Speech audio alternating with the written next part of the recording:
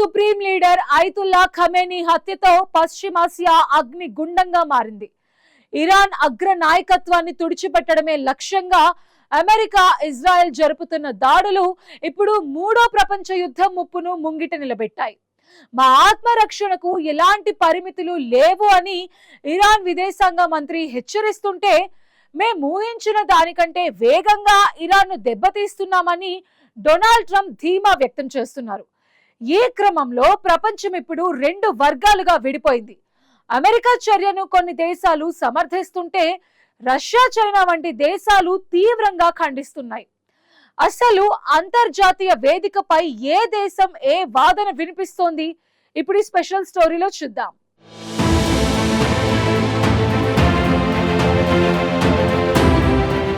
పశ్చిమాసియా ప్రాంతంలో పరిస్థితులు మరింత ఉద్రిక్తంగా మారుతున్నాయి. ఇరాన్ విదేశాంగ శాఖ మంత్రి అబ్బాస్ అరాగ్చీ చేసిన వ్యాఖ్యలు ఇప్పుడు మరింత ఉద్రిక్తతలను పెంచేలా కనిపిస్తున్నాయి.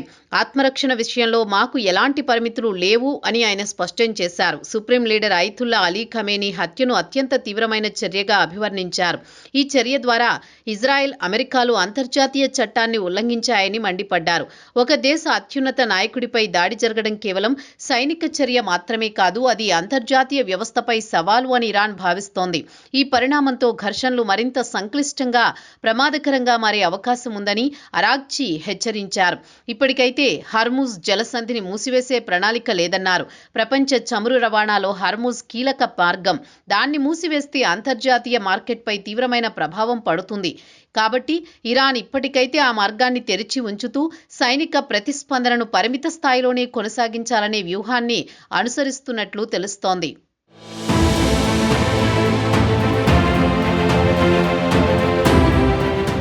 అమెరికా దురాక్రమణకు ప్రతీకారంగానే దాడులు చేస్తున్నామని, గల్ఫ్ దేశాలతో తమకు విభేదాలు లేవని ఆయన స్పష్టం చేశారు. ప్రాంతీయ దేశాలను తమకు వ్యతిరేకంగా నిలబెట్టకుండా జాగ్రత్త పడుతున్నారు. కొన్ని దేశాలు తమపై ఆగ్రహంగా ఉన్నప్పటికీ ఈ యుద్ధాన్ని మొదలుపెట్టింది ఇజ్రాయెల్, అమెరికాలేనని, కాబట్టి ఒత్తిడి వారిపై తీసుకురావాలని ఆయన వ్యాఖ్యానించారు. దౌత్యపరంగా ఇది ప్రపంచ అభిప్రాయాన్ని తమ వైపు తిప్పుకునే ప్రయత్నం చేస్తున్నట్లుగా విశ్లేషకులు చెబుతున్నారు. అంతేకాక అరాగ్చీ మరోసారి తాము దౌత్యానికి సిద్ధమని తెలిపారు. అమెరికా మాదిరిగా కాకుండా తాము ఎప్పుడూ చర్చలకు సిద్ధమే అని పేర్కొన్నారు. కానీ చర్చలు జరుగుతుండగానే రెండోసారి దాడి జరిగిందని ఆరోపించారు. అంటే ఒకవైపు యుద్ధం, మరోవైపు చర్చలు అనే ద్వంద్వ పరిస్థితి నెలకొంది. ఇదే సమయంలో అమెరికా అధ్యక్షుడు డొనాల్డ్ ట్రంప్ పూర్తిగా భిన్నమైన ధోరణి ప్రదర్శించారు. ఇరాన్పై అమెరికా, ఇజ్రాయెల్ ఆపరేషన్ విజయవంతంగా కొనసాగుతోందని ప్రకటించారు. ఊహించిన దానికంటే వేగంగా ముందుకు సాగుతున్నామని తెలిపారు. ఈ దాడుల్లో ఇరాన్కు చెందిన 48 మంది నేతలు మరణించారని వెల్లడించారు. తాను ఏది కరెక్టో అదే చేస్తున్నాను అని ఆయన వ్యాఖ్యానించడం ద్వారా తన చర్యలను సమర్థించుకున్నారు. ఇరాన్ నేతలు చర్చలకు ముందుకు వచ్చారని, తాను అంగీకరించానని తెలిపారు. కానీ ఈ చర్చలు యుద్ధ ఒత్తిడిలో జరుగుతున్నాయి.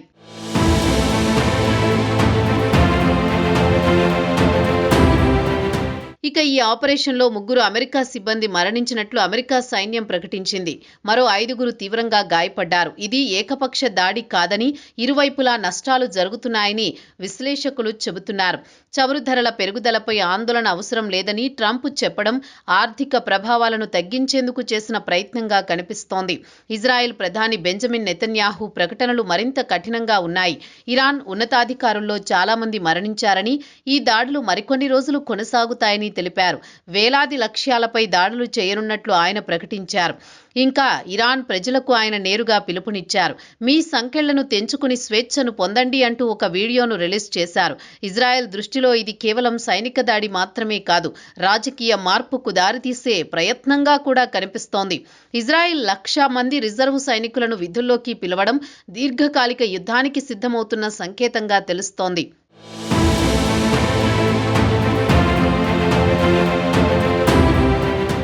ఇక ప్రపంచ దేశాల ప్రతిస్పందనలు కూడా విభిన్నంగా ఉన్నాయి. కొందరు అమెరికా చర్యలకు మద్దతు తెలుపుతున్నారు. ఆస్ట్రేలియా అధ్యక్షుడు ఆంథోనీ అమెరికా, ఇరాన్ అణుబాంబును సమకూర్చుకోకుండా చేస్తున్న ప్రయత్నాలను సమర్థించారు. బ్రిటన్ ప్రధాని కీర్ స్టార్మర్ ఇరాన్ దాడులు సరికాదని, వారు ఎట్టి పరిస్థితుల్లోనూ అణుబాంబును పొందకూడదని పేర్కొన్నారు. కెనడా ప్రధాని కూడా మిడిల్ ఈస్టులో అస్థిరత్వానికి ఇరానే కారణమని వ్యాఖ్యానించారు. అయితే మరోవైపు వ్యతిరేక స్వరాలు కూడా వినిపిస్తున్నాయి. రష్యా అధ్యక్షుడు వ్లాదిమిర్ పుతిన్ ఖమేనీ హత్యను అంతర్జాతీయ చట్టాల ఉల్లంఘనగా ఖండించారు. దాడులను వెంటనే ఆపాలని డిమాండ్ చేశారు. చైనా కూడా ఇరాన్ సార్వభౌమత్వాన్ని గౌరవించాలని, సైనిక చర్యలను నిలిపివేయాలని కోరింది. స్పెయిన్ ప్రధాని సాంచెజ్ ఏకపక్ష దాడులను ఖండించారు. ఫ్రాన్స్ అధ్యక్షుడు మెక్రాన్ మాత్రం సైనిక చర్యలతో సమస్యకు పరిష్కారం రాదని, చర్చల ద్వారానే ముందుకు వెళ్లాలని సూచించారు. ఐక్యరాజ్య సమితి సెక్రటరీ జనరల్ యాంటోనియో గుటెరస్ ఈ దాడులు అంతర్జాతీయ శాంతి భద్రతలకు ముప్పని పేర్కొన్నారు. వెంటనే దాడులను నిలిపివేసి చర్చలు ప్రారంభించాలని సూచించారు. పశ్చిమాసియా అంతటా యుద్ధం విస్తరించే ప్రమాదముందని హెచ్చరించారు. ఇక భారత ప్రధాని యుఏఈపై జరిగిన దాడులను ఖండించారు. యుఏఈ అధ్యక్షుడు Sheikh Mohammed bin Zayed Al నహ్యాన్తో తాను ఫోన్ ద్వారా మాట్లాడానంటూ మోదీ ఎక్స్లో పోస్ట్ చేశారు. దాడుల్లో ప్రాణనష్టంపై ఆయన సంతాపం తెలిపారు. కష్ట సమయంలో యుఏఈ వెన్నంటే భారత్ ఉంటుందన్నారు. యుఏఈలో ఉంటోన్న భారతీయులకు సంబంధించి తగిన జాగ్రత్తలు తీసుకుంటున్నందుకు నహ్యాన్కు ధన్యవాదాలు తెలిపారన్నారు. ఉద్రిక్తతలు తగ్గడానికి, ప్రాంతీయ శాంతి భద్రత సుస్థిరతకు మద్దతిస్తానంటూ ఆయన ఎక్స్ వేదికగా తెలిపారు. అమెరికా ఇజ్రాయెల్ సంయుక్త దాడుల తర్వాత ఇరాన్ యుఏఈతో పాటు పలు గల్ఫ్ దేశాలపై ఇరాన్ ప్రతిదాడులు చేసింది. ఈ తరుణంలో మోదీ తాజా పోస్టుకు ప్రాధాన్యం ఏర్పడింది. మరోవైపు ఢిల్లీలోని ప్రధాని నివాసంలో భద్రతా వ్యవహారాల కేబినెట్ సమావేశం జరిగింది. 3 గంటలకు పైగా సాగిన సమావేశాల్లో అమిత్ షా, రాజ్నాథ్ సింగ్, జైశంకర్, నిర్మలా, జాతీయ భద్రతా సలహాదారు డోబాల్ పాల్గొన్నారు.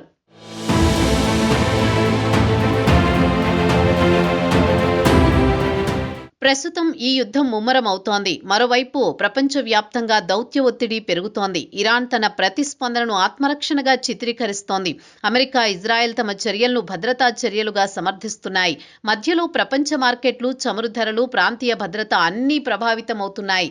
ఈ సంక్షోభం కేవలం 3 దేశాల మధ్యే పరిమితం కాదని, అంతర్జాతీయ ఆర్థిక వ్యవస్థకు ఒక పరీక్ష లాంటిదని విశ్లేషకులు చెబుతున్నారు.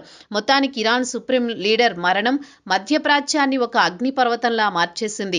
ఒకవైపు అగ్రరాజ్యాల పంతం, మరోవైపు ఇరాన్ ప్రతీకారేచ్ఛ మధ్య ఈ యుద్ధం ఎప్పుడు ముగుస్తుందో ఎవరూ ఊహించలేకపోతున్నారు. ఇప్పుడు శాంతి దిశగా చర్చలు జరుగుతాయా, లేక యుద్ధం మరింత విస్తరిస్తుందా అనేది రాబోయే రోజులు నిర్ణయిస్తాయి.